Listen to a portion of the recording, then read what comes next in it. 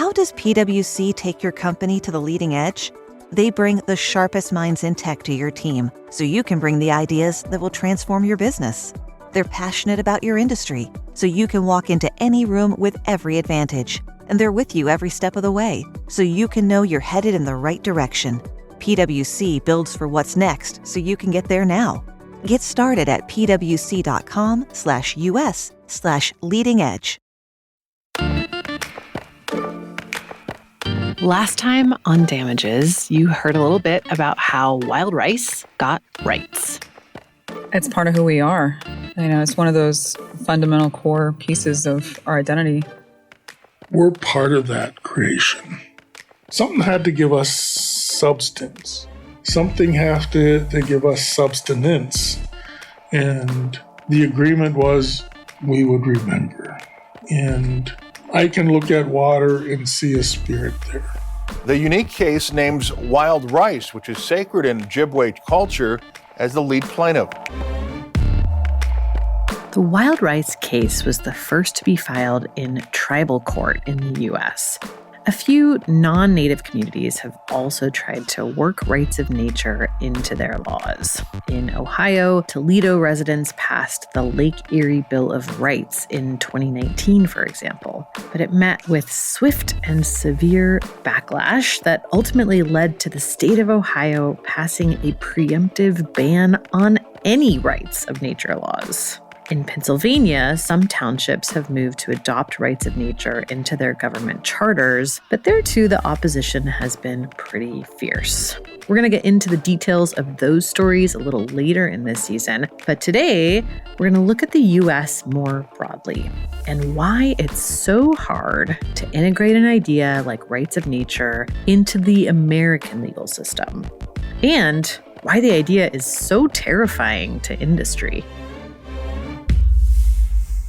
Mr. Olson, are you taking the position that there is no difference in the First Amendment rights of an individual? A corporation, after all, is not endowed by its creator with inalienable rights.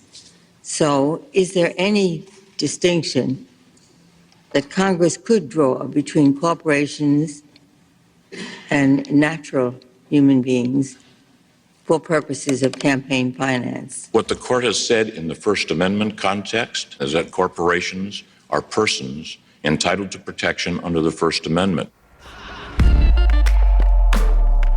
Back in 2010, conservatives won a long-running campaign to grant corporations free speech. The Citizens United case was the final win in that long battle, with the Supreme Court granting First Amendment rights to corporations, including the right to political speech and to donate money anonymously. That one court decision has been credited with sparking a huge amount of dark money in politics, and it will probably come as no surprise to hear that a lot of the very same industries that fought so hard for corporate free speech are not at all into the idea of ecosystems having those rights. Welcome back to Damages. I'm Amy Westervelt.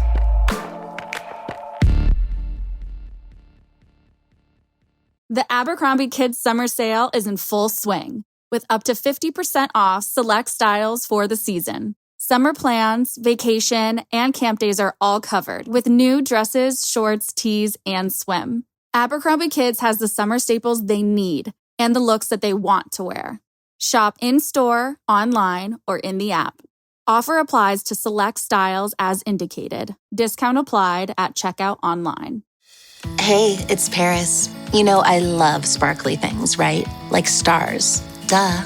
And thanks to Hilton and AutoCamp, I just slept under them. Picture me, serving looks by the fire outside my luxurious Airstream, making s'mores with the kids, while a national park is our backdrop. The great outdoors meets Hilton hospitality. That's hot. Explore all the new ways to stay at Hilton.com. Hilton for the stay. In the United States, the push for rights of nature started with, of all things, Disney. The Wonderful World of Disney. In the 1970s, Walt Disney Productions wanted to build a ski resort in Sierra National Forest. The Sierra Club sued them to try to stop it. That case went all the way to the Supreme Court. Our reporter Meg Duff picks up the story here. The largest tree and the largest living thing on the face of the earth. Mr. Zona, you may proceed. Mr. Chief Justice Berger, and may it please the court, the Sierra Club brought this proceeding against the Secretaries of Agriculture and Interior and their assistants to establish that their plans to authorize a huge private recreational development at Mineral King in Sequoia National Game Refuge and for a state highway across Sequoia National Park to reach that development were illegal. That's the Sierra Club's lawyer, Leland Salna Jr., arguing before the Supreme Court in November 1971. Just a month before, in October, Walt Disney World opened in Florida. And now, Disney was planning another resort in Mineral King Valley in the giant Sequoias range. Mineral King is located in the Sierra Nevada mountains, approximately 225 miles north of Los Angeles. It is a portion of a 15,000-acre game refuge which Congress created in 1926. Walt Disney Productions has described Mineral King as unsurpassed in natural splendor, perhaps more similar to the European Alps than any other area in the United States, and generously endowed with lakes, streams, cascades, caverns, and matchless mountain vistas. In 1969, the Forest Service accepted a proposal from Disney for a huge resort development at Mineral King. Disney would construct hotels, lodges, restaurants, and other permanent facilities so that 14,000 persons could ski at Mineral King at one time. To get there, though, Disney would have to build a busy highway through the heart of Sequoia National Park. To solve the problem of transporting 14,000 persons at one time to Mineral King was a problem, and the state of California agreed to construct a high-standard freeway to dead end at Mineral King, provided that it could cut across the park. It might sound weird, but the idea for the road actually came from the Forest Service. They'd been hoping to make Mineral King a more accessible recreation area for more than 20 years. So it's good for the Forest Service, and it's good for Walt Disney Productions. Who it's not good for are the hikers and the trees. If Californians have learned anything the past few summers, it's that building in fire-prone areas makes natural fire cycles difficult to maintain. And this disputed road would lead to a ski resort, which creates a huge conservation problem. That's one reason the Sierra Club filed suit. The question is, does the Sierra Club really have any right to speak for the trees? Solicitor General Erwin Griswold said no. This case, in a very real sense, is the ultimate case on standing. Standing means you need to be able to show that you were hurt in some way. It's the thing that allows you to file a case. If the petitioner here has standing, then I believe it fair to conclude that anyone who asserts an interest in a controversy has standing. Griswold is saying, no injury, no case. It did not allege that it had any financial interest in the controversy. It did not allege the ownership of any property involved or any interference with any activities it is conducting. It did not even allege a special interest in Mineral King. The Solicitor General is saying, really, it's none of their business. If we let the Sierra Club plead this case, things could really spiral. I don't think there's any magic in the fact that the Sierra Club is a club or that has members or a long and distinguished history, many of which members may well share the interest which its management now advances. If it is the fact that it is a group that gives it standing, how big a group must it be? 3 members, or 5, or 50, or 50,000? What reason is there for picking any number? If any group has standing because it has an intellectual or emotional interest, does it not inevitably follow that any individual who asserts an interest likewise has standing to raise these legal questions? If the Sierra Club has standing, as Mr. Justice Blackmun suggested, would not John Muir have standing? The odd thing about this thesis is it didn't come out of an environmental thinking, an environmental law class. The thesis initiated in a property class I was teaching. I was teaching the basic property class, the introductory property class, which is the class you can teach without knowing a lot of the technical details. Just 1 month before that Supreme Court argument, Christopher Stone was just a few hundred miles south of Sequoia National Park at the University of Southern California in Los Angeles, teaching his Intro to Property Law class. He was an environmental lawyer and law professor at the University of Southern California for over 50 years. He actually passed away last May, so I wasn't able to talk with him. But I was able to find a lecture he gave back in 1996. It was getting towards the end of the hour, and I was trying to think of what would a radically different consciousness that would be law-linked look like. And I said it would be where nature had rights, trees warming to it, rivers, and the place broke. It was pandemonium. End of the hour, thank goodness. The students were, no, this is like enough. And I walked out into the hall, and without exaggerating at all, I said to myself, I don't usually speak of myself in the third person. I said, Stone, what have you done now? What Stone had just done was question one of the most fundamental, taken-for-granted premises in Western law, that nature is property and that it exists to be used. The phrase is, whoever owns the soil, it is theirs, up to heaven and down to hell. Environmental sociologist Colin Jerolmack is an expert on the intersection of property rights and nature. And he says that in the U.S., this idea goes back to the colonial period.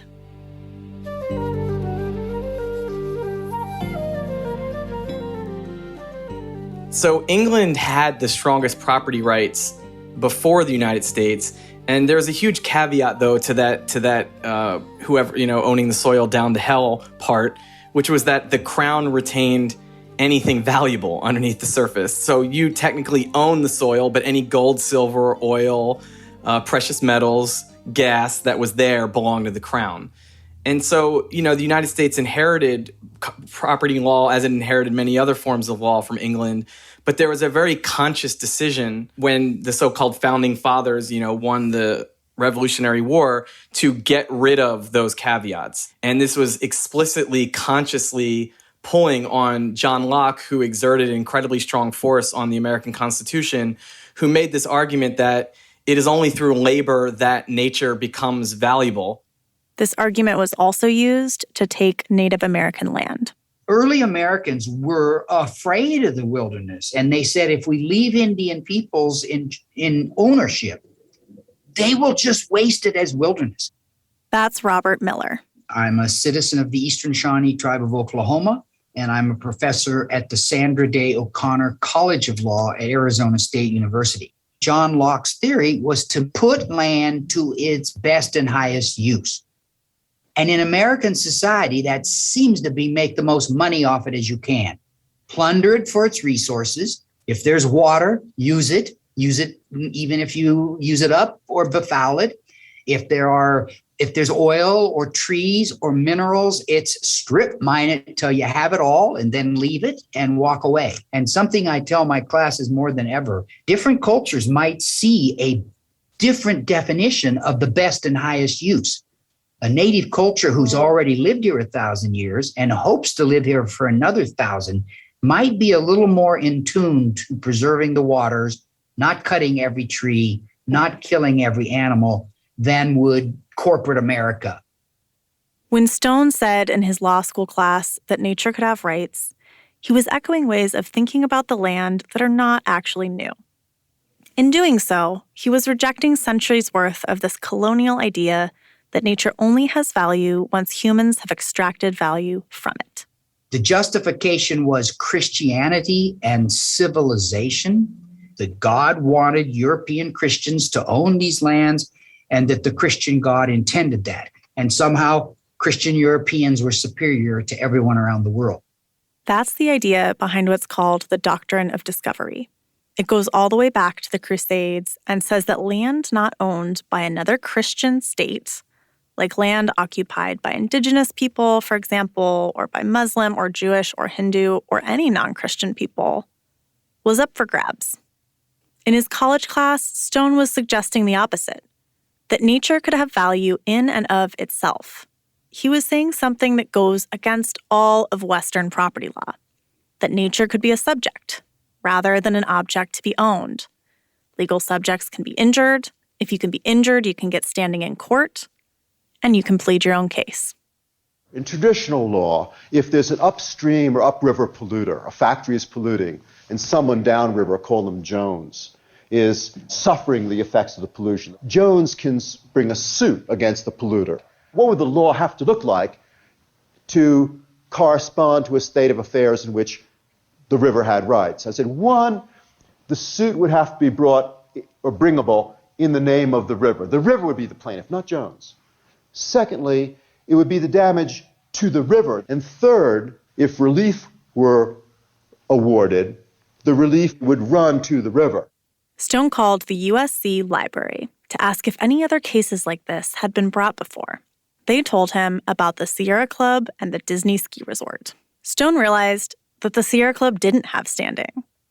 But what if Mineral King Valley itself did? What if instead of Sierra Club versus Morton, it was Mineral King versus Morton? Now remember, this is October 1971, and the Supreme Court is set to hear this case in November. So Stone only has 1 month to figure out a way to somehow smuggle this idea that nature could have rights into the court. And the arguments are already set. There's no way he can put this idea into the mouth of the Sierra Club's lawyer. His best bet is to get it straight to a judge. So Stone starts laying out the argument in an article for the USC Law Review, where it just might be read by Justice Douglas, the most liberal voice on the bench. Justice Douglas said, but why not just essentially follow Stone's position and let the Mineral King be the plaintiff? This should be called Mineral King against Department of Interior. But Justice Douglas wasn't writing the ruling. He was writing the dissent. The Sierra Club loses the case, although the ski resort never actually gets made and California rethinks the highway to nowhere. The important thing from Stone's point of view is that Justice Douglas writes a dissent. Now, this wild idea that nature could have her day in court is out in the world from the pen of the esteemed justice himself.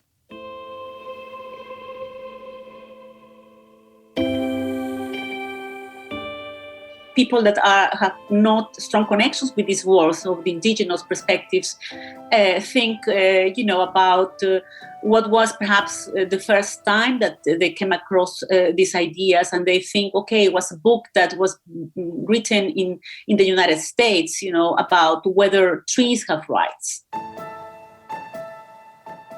That would be Stone's book, Should Trees Have Standing? Monica Feria-Tinta is a lawyer in London. She says that while Stone may have popularized the idea of the rights of nature, it has a much longer history.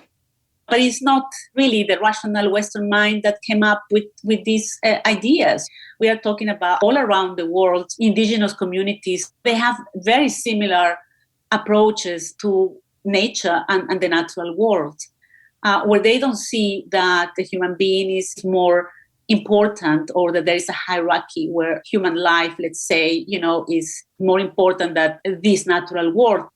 In a sense, Western ideas about nature have been playing catch-up. I think what's important to remember is that today's legal system is based on a mechanistic view of the world that really emerged during the scientific revolution of the 16th and 17th centuries, which views nature as like a machine composed of fragmented, independent parts. That's Craig Kaufman. I'm an associate professor of environmental politics at the University of Oregon. And according to Kaufman, our law is lagging far behind our science. The foundations of our law haven't really changed much since the 18th century, during the Enlightenment. And at that time, lawyers replaced the previous view of the world as a living organism or a community of life. And this was replaced with a new view of the world as sort of like stocks of independent resources that could be taken and manipulated and exchanged and so forth and so on. And it also emphasized the idea that humans are separate and apart from nature, right? And so can be sort of like the masters of the machine. And so how has that mechanistic view of the world been working out for us? Not well, right? So it turns out if you move rivers, there's consequences, right? If you destroy the forests that are like the lungs of the world, there's consequences.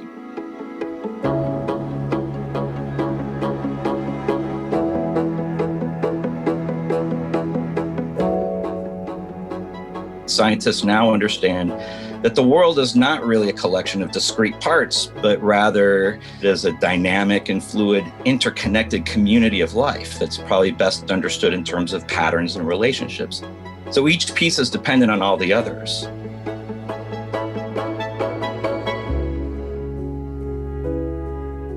Monica Feria-Tinta told us that much of international human rights law came into being after World War II, but most environmental protections didn't start to come until the 60s and 70s, and the two didn't quite mesh.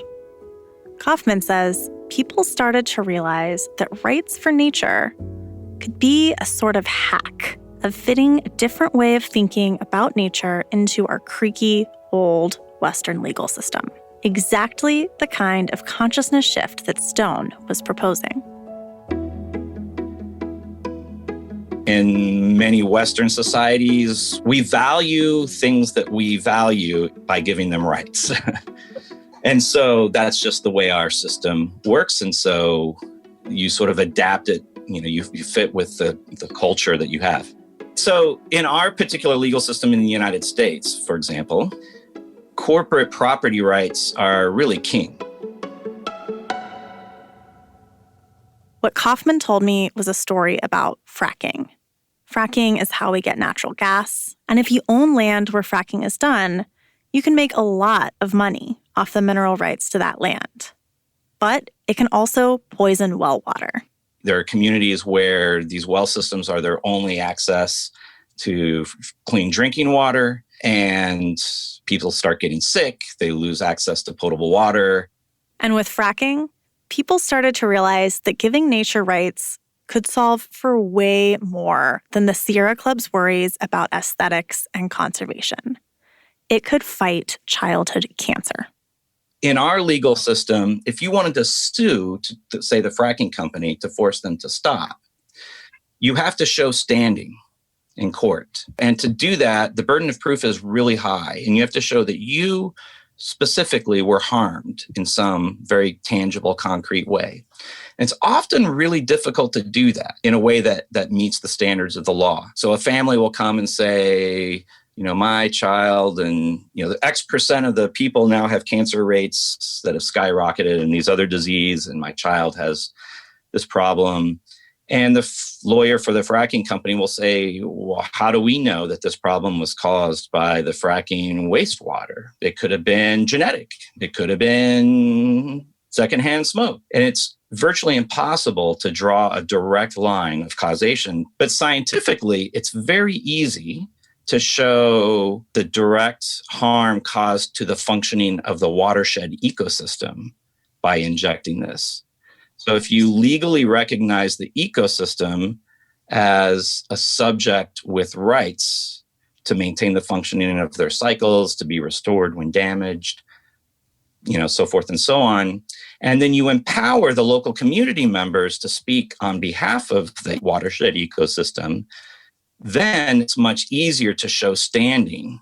In the U.S., some communities have started writing the rights of nature into their town charters.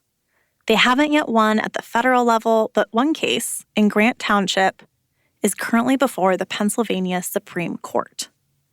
Federally recognized tribes are also writing the rights of nature into tribal law. Using the rights of nature as a legal strategy is actually happening around the world.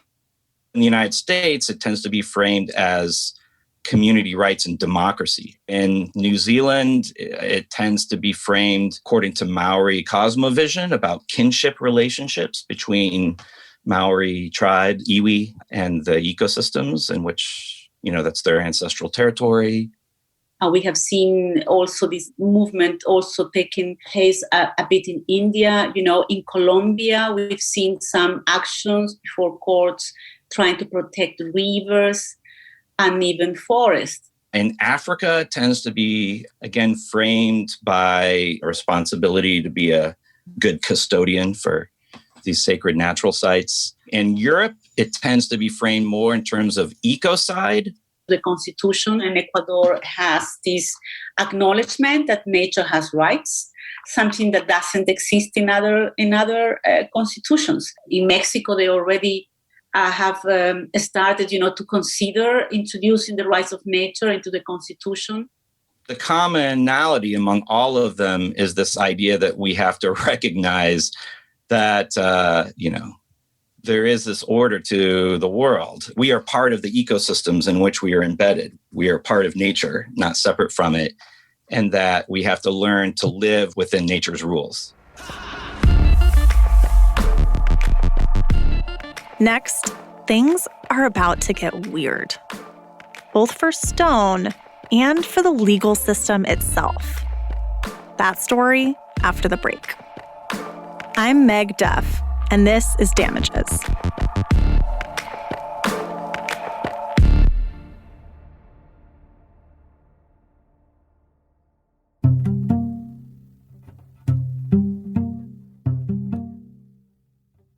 I had heard about rights of nature for a while, but right when I was starting to dig into it a little bit more, this great documentary came out. It's called Invisible Hand. It's the third film from directors Joshua Prabanik and Melissa Troutman and executive producer Mark Ruffalo. It's won 7 Best Documentary Awards and received laurels from 22 international film festivals. It's an excellent deep dive on the subject of rights of nature if you want to dig into it even more after listening to this series. I highly, highly recommend it.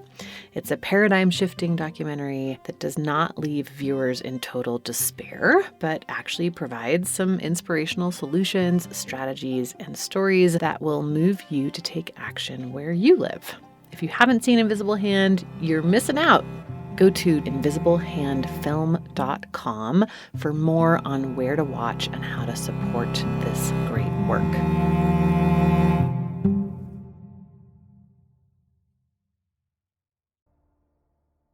First came the poetry, law poetry, published in the Journal of the American Bar Association.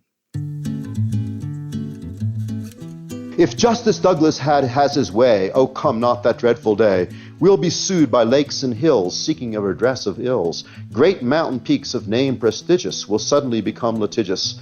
Our brooks will babble in the courts, seeking real damages for torts. How can I rest beneath a tree if it may soon be suing me? Or enjoy the playful porpoise while it's seeking habeas corpus? Okay. This poem was written by a lawyer named John Naff. Every beast within his paws will clutch in order to show cause. The courts, besieged on every hand, will crowd with suits by chunks of land. Ah, but vengeance will be sweet, since this must be a two-way street. I'll promptly sue my neighbor's tree for shedding all its leaves on me. Take that, tree huggers. If something has rights, shouldn't it also have responsibilities? In Western law, the idea of holding nature responsible is ridiculous. That's why contracts have that section waiving liability for acts of God, for nature's whims. But something about Stone's argument took hold. Suits began to come up around the country. And around the world. And sometimes they were even succeeding. But Stone was having second thoughts. See, he had been out to prove a point. His article had been about a legal question, a theory. It's a legal thesis about how we can fit non-humans into a legal system. His question was, could we? He argued that we could. But now that his argument was out in the world, there was a different question. Not could we, but should we? The problems are rich and wonderful. I mean, there are difficulties that make this harder than a lot of people who readily embraced it saw. And I was the more worried about this. For example, suppose you have a nuclear plant that is warming a river because the cooling water runs through the nuclear plant and warms the river. What effect does this have on the ecosystem? Well, it raises the temperature of the water. Is this good or bad for nature? Well, of course, it immediately becomes a silly question, a difficult question. Some parts of nature that were thriving before don't do as well. Sea manatees, it turns out, love the higher temperature water. So how do you run this Stonian system with difficulty? Because you have a guardian for the manatees saying, this is fine, and a guardian for other parts of the ecosystem saying, what do you look to?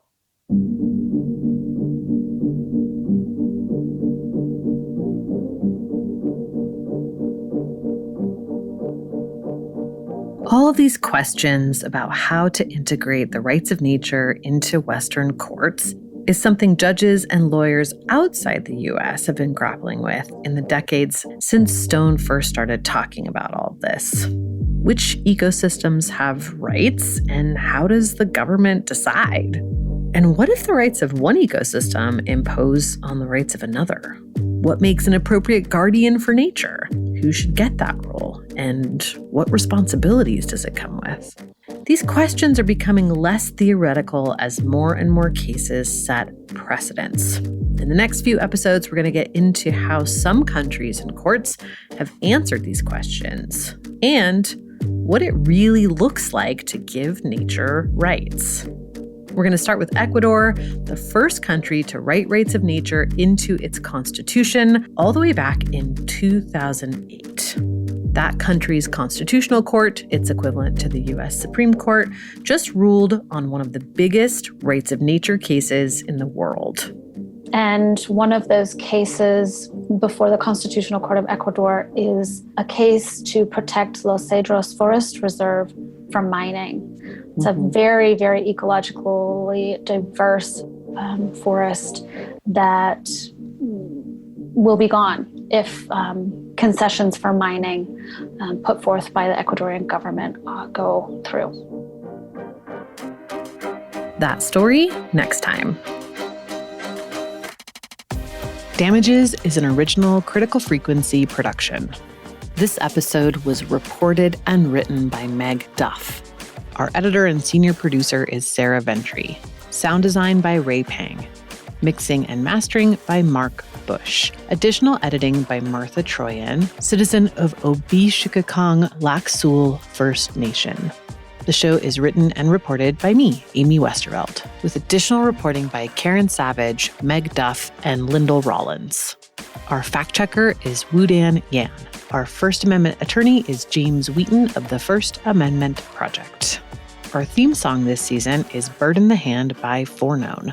Artwork is by Matthew Fleming. The show is supported in part by a generous grant from the File Foundation. If you'd like to support our work, please rate or review the podcast wherever you're listening and share it with friends. Thanks for listening, and we'll see you next time.